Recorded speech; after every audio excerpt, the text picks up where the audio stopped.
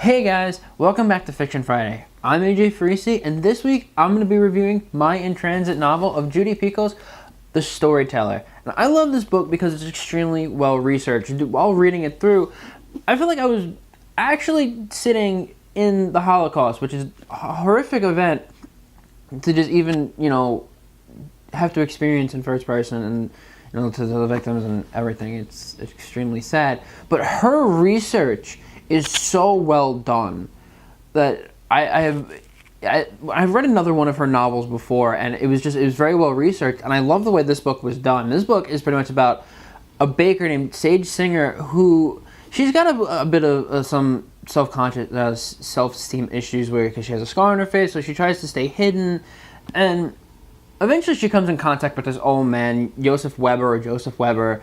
I'm not exactly sure how to pronounce that. I think it's a German name, so I believe it is Joseph Weber, and they become close friends. Now, this is, again, not a spoiler, because as I promised, no spoilers. He reveals himself to be a Nazi, or an ex-Nazi, rather, and he tells her that where he was stationed, what he did, and she's horrified. I mean, obviously, it's a horrific event, and especially to unveil yourself as a Nazi, it's not easy for someone to take in. So she's ready, he wants her to help him die. That's his ultimate goal. He wants to die. He is done. He's lived a lie too long. And I think that's covering up your past. That's, I think, something that's very, very prevalent in this novel, especially with Mr. Weber and eventually Sage's grandmother, who we kind of know that she is a survivor, but we don't know the connection. And this book, what I love about it is it brings, as hinted in the title, different perspectives, different points of view from different characters. You have Sage, which is not even, she's a main character. Then you have Joseph, who tells his story of what it was like being a Nazi. Then you have Leo Stein, who works for the Department of Justice, and he takes care of war criminals. He pretty much, when a claim comes in, he investigates. So he comes in as an investigator because when Sage wants to take action, she calls the Department of Justice because that's the last place she would think to call. That's the first place she would think to call because she wants to have this guy taken care of. Then you have in an italic print, you have a story that's being told. It's a fictitious story, but you can kind of get that there are everyone has a different interpretation for this, especially throughout the novel. There are many characters who hear this story, and it's perceived different ways. You can perceive it as it is an oppressive kind of allegory, almost, in a way, where you have one group of people being suppressed by another, and they want to be killed because of the damages they're causing, but you can interpret it another way. You can just say that this is a work of fiction. You can say that it's an allegory to the whole Holocaust and everything that was going on. So then moving on from that story point of view, you have the grandmother's, Minka's point of view, which this is the longest part of the book, and that's the part where and if you've watched any Holocaust documentaries or read any other books on the Holocaust, it's pretty much the same way. Something like Eli Wiesel's, I believe. I'm sorry if I pronounced that name wrong. Where you read, I think it was Night.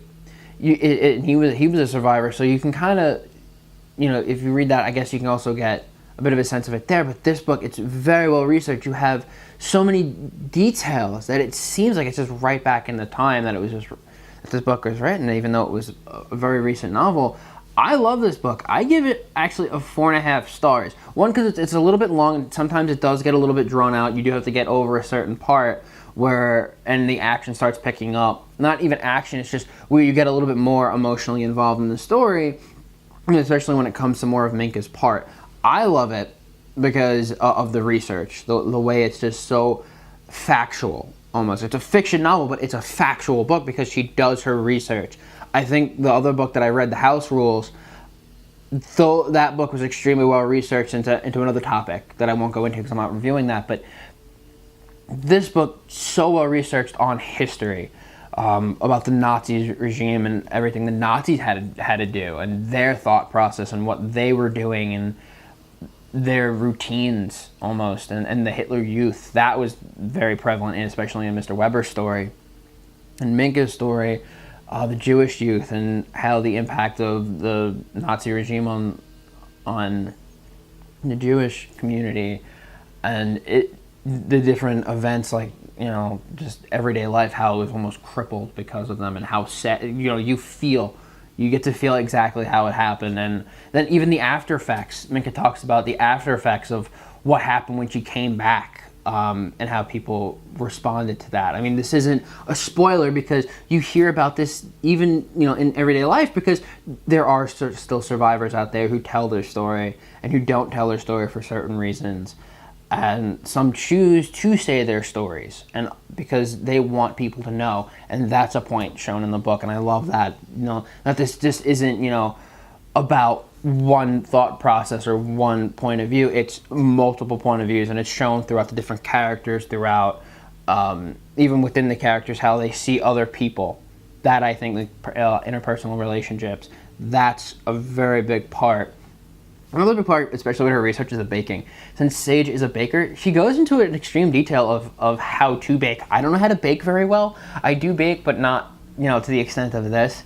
You know, the way the yeast rises and falls. And there's actually a recipe in the back of the book. I don't know what it's for, but because I haven't tried it, and maybe I will. But, you know, she does her research, so she has recipes. She has a recipe in the back of the book.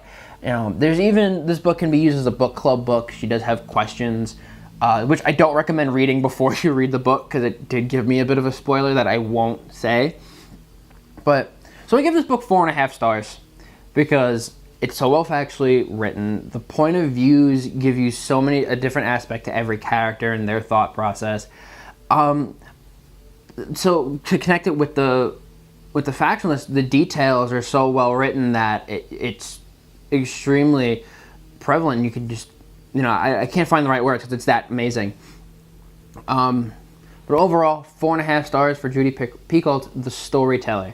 You guys can pick this book up anywhere. It's actually really recent, so I do recommend this book. Definitely check it out. I hope you guys enjoy. Thank you.